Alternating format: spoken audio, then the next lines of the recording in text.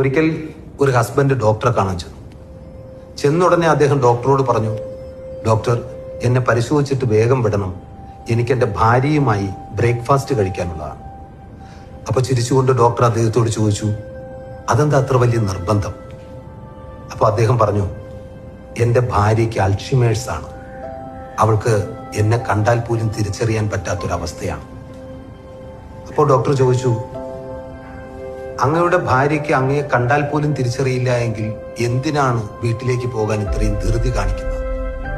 അതിന് അദ്ദേഹം പറഞ്ഞ മറുപടി വളരെ പ്രസക്തമാണ്. എൻ്റെ ഭാര്യയ്ക്ക് എന്നെ തിരിച്ചറിയാൻ പറ്റുന്നില്ലെന്നേ ഉള്ളൂ, പക്ഷേ എനിക്ക് എൻ്റെ ഭാര്യയെ തിരിച്ചറിയാം.